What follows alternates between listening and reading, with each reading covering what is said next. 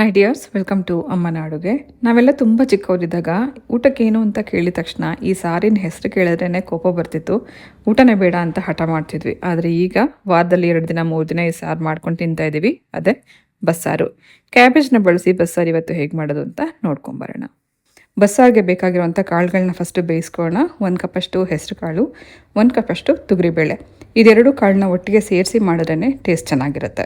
First ಬೇಳೆ ಮತ್ತು ಕಾಳನ್ನು ತೊಳೆದುಬಿಟ್ಟು ಕುಕ್ಕರಲ್ಲಿ ಹಾಕ್ಕೊಂಡು ಇದ್ರ ಜೊತೆಗೆ 1 ಟೊಮೆಟೊ, 1/4 ಸ್ಪೂನಷ್ಟು ಅರಿಶಿನ, ಹಾಗೆ ಒಂದು 3 ಲೋಟದಷ್ಟು ನೀರು ಹಾಕಿ ಇದ್ರ ಜೊತೆಗೆ 1 ಸ್ಪೂನ್ ಎಣ್ಣೆ ಹಾಕಿ 2 ವಿಸಿಲ್ ಕೂಗಿಸ್ಕೊಳ್ಳೋಣ.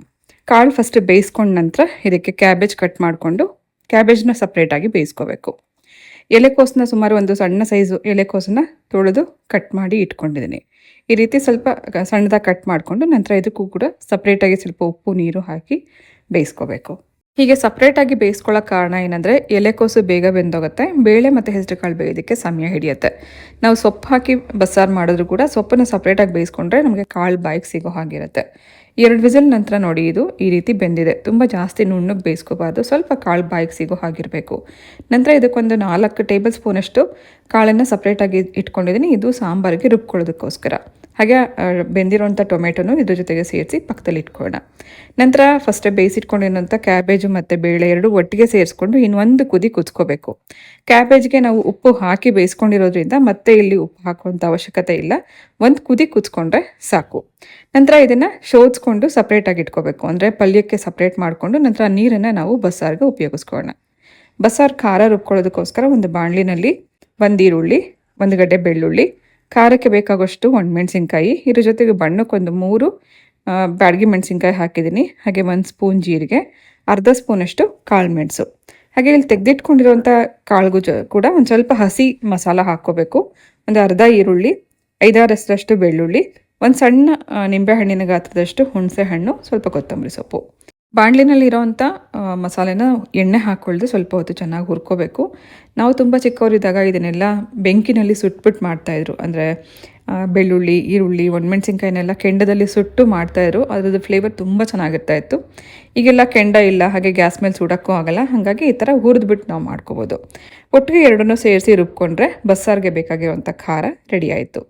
ನಂತರ ಸಾರಿಗೆ ಒಗ್ಗರಣೆ ಮಾಡ್ಕೊಳ್ಳೋದಕ್ಕೋಸ್ಕರ ಒಂದು ಸ್ವಲ್ಪ ಎಣ್ಣೆಯಲ್ಲಿ ಸಾಸಿವೆ, ಕರಿಬೇವು, ಜಜ್ಜಿರುವಂಥ ಸ್ವಲ್ಪ ಬೆಳ್ಳುಳ್ಳಿ, ಹಾಗೆ ಸ್ವಲ್ಪ ಈರುಳ್ಳಿ ಹಾಕಿ ಒಗ್ಗರಣೆ ಮಾಡ್ಕೊಳ್ಳೋಣ. ಇದಕ್ಕೊಂದು 2 ಒಣಮೆಣಸಿನ್ಕಾಯಿ ಕೂಡ ಹಾಕಿದ್ದೀನಿ. ಇದರಲ್ಲಿ ಹೆಚ್ಚಾಗಿ ಬೆಳ್ಳುಳ್ಳಿ ಎಷ್ಟು ನಾವು ಹಾಕ್ತೀವೋ ಅಷ್ಟೇ ಒಳ್ಳೆ ಘಮನೂ ಇರುತ್ತೆ, ಟೇಸ್ಟ್ ಕೂಡ ತುಂಬ ಚೆನ್ನಾಗಿರುತ್ತೆ. ಸೊ ಸುಮಾರು ಇದಕ್ಕೆ ಒಂದು 2 ದೊಡ್ಡ ಗಡ್ಡೆಯಷ್ಟು ಬೆಳ್ಳುಳ್ಳಿ ಈ ಸಾರಿಗೆ ಬೇಕಾಗುತ್ತೆ. ಒಗ್ಗರಣೆ ಮಾಡ್ಕೊಂಡ ನಂತರ ರುಬ್ಬಿಟ್ಕೊಂಡಿರೋಂಥ ಖಾರ, ಹಾಗೆ ಬೇಳೆ ಮತ್ತು ಕ್ಯಾಬೇಜ್ ಬೇಯಿಸಿಟ್ಕೊಂಡಿರೋಂಥ ನೀರು ನಾವು ಶೋಧಿಸ್ಕೊಂಡು ಇಟ್ಕೊಂಡಿರೋಂಥದ್ದನ್ನು ಹಾಕೋಣ. ಹಾಗೆ ಕನ್ಸಿಸ್ಟೆನ್ಸಿ ಚೆಕ್ ಮಾಡ್ಕೋಬೋದು. ಮುದ್ದೆಗೆ ಸ್ವಲ್ಪ ಗಟ್ಟಿಯಾಗಿದ್ರೇ ಚೆನ್ನಾಗಿರುತ್ತೆ. ಹಾಗೆ ಬಸ್ಸಾರನ್ನ ಜಾಸ್ತಿ ಕುದಿಸ್ಕೋಬಾರ್ದು, 1 ಕುದಿ ಕುದ್ರೆ ಸಾಕು. ನೋಡಿ ಒಳ್ಳೆ ಘಮ ಘಮ ಅಂತಿರುತ್ತೆ, ರುಚಿಯಾಗಿರುತ್ತೆ. ಸೊ ತುಂಬ ರುಚಿಯಾಗುವಂಥ ಒಂದು ಬಸ್ಸಾರಿನ ರೆಸಿಪಿ ರೆಡಿಯಾಗಿದೆ. ಪಲ್ಯಕ್ಕೋಸ್ಕರ ಎಣ್ಣೆಯಲ್ಲಿ ಸ್ವಲ್ಪ ಸಾಸಿವೆ, ಉದ್ದಿನಬೇಳೆ, ಕಡಲೆಬೇಳೆ, ಹಸಿಮೆಣಸಿನ್ಕಾಯಿ, ಕರಿಬೇವು, ಹಾಗೆ ಈ ಬೇಳೆ ಎಲ್ಲ ಕೆಂಪಗಾಗೋವರೆಗೂ ಹುರ್ಕೊಂಡ ನಂತರ ಒಂದು ಸ್ವಲ್ಪ ಈರುಳ್ಳಿ ಹಾಕಿ ಫ್ರೈ ಮಾಡಿಕೊಂಡು ಬೇಯಿಸಿಟ್ಕೊಂಡಿರುವಂಥ ಬೇಳೆ ಮತ್ತು ಎಲೆಕೋಸನ್ನು ಹಾಕಿ ಮಿಕ್ಸ್ ಮಾಡಿಕೊಂಡ್ರೆ ಪಲ್ಯ ರೆಡಿ ಆಯಿತು. ಇದೇ ಥರ ನೀವು ಕ್ಯಾಬೇಜ್ ಬದಲಾಗಿ ಬೇರೆ ಬೇರೆ ತರಕಾರಿಗಳು, ಸೊಪ್ಪನ್ನು ಉಪಯೋಗಿಸ್ಕೊಂಡು ಇದೇ ವಿಧಾನದಲ್ಲಿ ನೀವು ಬಸ್ಸಾರು ಮಾಡ್ಕೋಬೋದು. ಹಸಿ ಕಾಳಿನ ಕಾಲದಲ್ಲಿ ಅವರೆಕಾಳು, ತೊಗರಿಕಾಳು ಇಂಥದ್ರಿಂದ ಕೂಡ ಬಸ್ಸಾರು ಮಾಡ್ಕೋಬೋದು. ಯಾವುದೇ ರೀತಿ ತರಕಾರಿ ಅಥವಾ ಬೇಳೆಗಳನ್ನ ಉಪಯೋಗಿಸ್ಕೊಂಡು ಇದೇ ಸೇಮ್ ಮಸಾಲ ಉಪಯೋಗಿಸ್ಕೊಂಡು ಬಸ್ಸಾರು ಮಾಡಿ ಟೇಸ್ಟ್ ತುಂಬ ಚೆನ್ನಾಗಾಗುತ್ತೆ. ಪಲ್ಯ ಆದಮೇಲೆ ಲಾಸ್ಟಲ್ಲಿ ಕಟ್ ಮಾಡಿರುವಂಥ ಕೊತ್ತಂಬರಿ ಸೊಪ್ಪು, ಹಾಗೆ ಸ್ವಲ್ಪ ಹಸಿ ಕಾಯಿ ತುರಿ ಹಾಕಿ ಮಿಕ್ಸ್ ಮಾಡಿಕೊಂಡ್ರೆ ಕ್ಯಾಬೇಜ್ ಪಲ್ಯ ಕೂಡ ರೆಡಿ ಆಯಿತು. ಡಿಯರ್ಸ್, ನಾನಿವತ್ತು ತೋರಿಸಿರುವಂಥ ವಿಧಾನದಲ್ಲಿ ಒಂದ್ಸತಿ ಬಸ್ಸಾರು ಟ್ರೈ ಮಾಡಿ, ತುಂಬ ಚೆನ್ನಾಗಾಗುತ್ತೆ. ಒಂದಿನ ಇಟ್ಕೊಂಡು ಕೂಡ ತಿನ್ಬೋದು. ಒಂದಿನ ಹಳೇದಾದರೆ ಆ ರುಚಿ ಇನ್ನೂ ಜಾಸ್ತಿ ಆಗುತ್ತೆ ಅಂತಲೇ ಹೇಳ್ಬೋದು.